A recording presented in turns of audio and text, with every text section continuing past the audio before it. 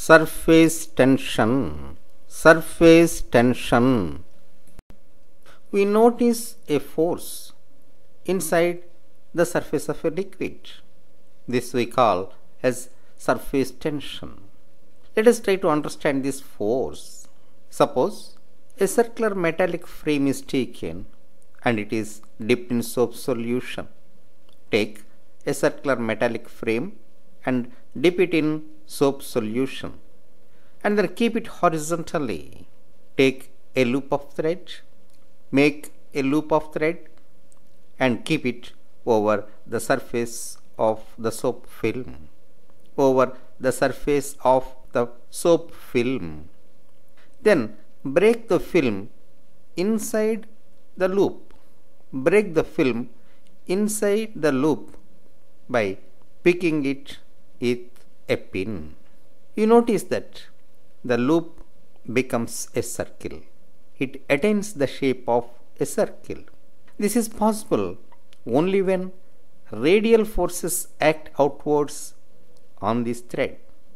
So we have to understand that inside the soap film, forces are acting normal to the circular shape of this thread. That is why the thread has come into the shape of a circle. So forces act inside the surface of a liquid and they will be tangential to the surface, normal to the surface. Like this, we notice a force inside the surface of a liquid and we call this as surface tension force or simply surface tension. Let us suppose the bigger circle indicates a metallic frame and inside there is a small circle. It represents the shape attained by a thread, loop of thread. The inner one, closed figure, represents a loop of thread and the arrows represent the direction in which the force acts on the thread. Like this, we have to understand this film and we have to understand this figure. Now let us try to understand the process. Demonstration of surface tension. Demonstration of surface tension. For demonstrating surface tension, let us use this figure. In the figure, consider ACDB as a metallic frame which is bent in the shape of U and inverted. It is inverted U-shaped metallic frame. PQ is a sliding rod. PQ is one position and P1, Q1 is another position. FF are the forces acting on this rod and mg is a load attached to the rod. mg represents a load attached to the rod. This load is of a particular value. For a particular value of this load, the rod will be in equilibrium. And if it is slowly pulled down, it will be in equilibrium at several states. It will be in equilibrium at all positions, at all states. Even though you pull it down, the magnitude of the film increases, the area of the film increases, but the rod will remain in equilibrium at all positions. This we can understand by imagining an upward force equal to the weight of the rod and the attached weight mg. The sum of the forces acting in the upward direction by the surface tension will be equal to the load and the weight of the rod. Like this, we can understand the surface tension force. We can understand the surface tension, the force applied by surface tension with a simple experiment. Take a rectangular glass piece and hold it vertically. Dip the lower end of this glass plate in water and slowly raise the glass plate. Slowly raise the glass plate. Observe carefully when it is coming out of the surface of water. Observe carefully when it is coming out of water surface. You notice a film of water clinging to the surface of the glass plate and pulling it down into the water. You notice a film of water clinging to the glass plate and holding it firmly, dragging it into the water, pulling it into the water. This is due to the surface tension. Property of the surface of the liquid. Property of the surface of the liquid. The surface of a liquid acts like a stretched membrane. The surface of a liquid acts like a stretched membrane.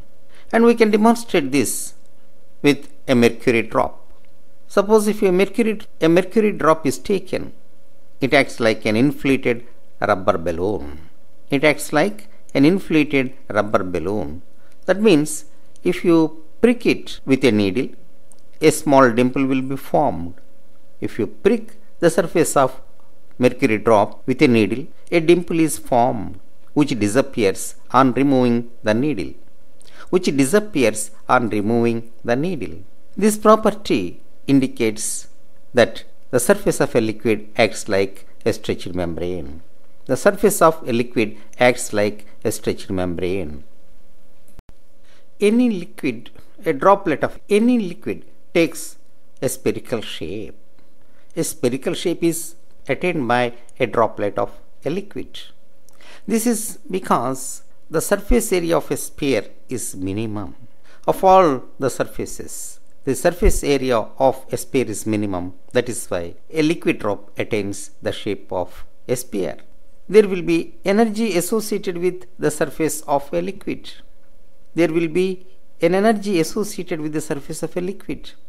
For a system, the energy try to attain the minimum value. For any system, the energy will be a minimum. The energy will be proportional to area. Hence, smaller the surface area, smaller will be the energy of the system. Hence, the liquid drop attains the spherical shape. Picturization of surface tension. Let us try to picturize the surface tension. Take the rectangle, colored rectangle. Inside the rectangle, you notice a line segment, and rays attached to this line segment. Some rays are towards the right and some are to the left. Here this figure indicates the surface of a liquid. The colored rectangle represents the surface of the liquid. Inside the liquid, the vertical line is an imaginary line, and this imaginary line, we imagine the arrows to be forces. So forces will be acting on either direction, on both the directions. So on an imaginary line, forces will be acting on either directions. This is how we have to imagine the surface tension. So surface tension is a force which acts inside the surface of the liquid. We have to imagine an imaginary line over which the surface tension acts. Measurement of surface tension. We have noticed that surface tension is a force. Moreover, it acts over an imaginary line in the surface of the liquid normal to the length of this line. So we can measure it with the units of force per unit length. So in SI system, we measure it with Newton per meter. We can also measure surface tension with the units of area. The energy associated with the molecules of the surface of the liquid is a constant per unit area. The energy associated with the molecules inside the surface of the liquid per unit area is a constant. And this energy is measured in joules per meter square. Joules per meter square. So we can measure in terms of force or in terms of energy. Some of the examples which indicate the effect of surface tension. Examples for surface tension. When a hairbrush is dipped in water, the hairs spread out when it is in water. When it is taken out, they cling together. This is because a surface film of water will be formed. A film of water will be formed on the hairs when it is pulled out of water. A needle can float on the surface of water. This can be demonstrated with a simple experiment. Take a blotting paper, keep a pin lying horizontally on the blotting paper, float the blotting paper over the surface of water in a beaker. The blotting paper sinks after some time, but the needle floats on the surface of water. When you drop the pin vertically, it will sink into the water, but when it is floated on the surface of a blotting paper, it floats on the surface of water even though the blotting paper sinks into water. This demonstrates that some force is balancing the weight of the needle. That force is force due to surface tension. A soap solution film is formed when a metallic frame is dipped in water. When a metallic frame is dipped in soap solution, a film of soap solution is formed when a metallic frame is dipped in it.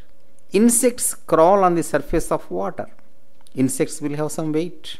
Because of the weight of the insects, they should sink into water, but they are able to crawl on the surface of water. This is because of the surface tension. The sap rises in plants.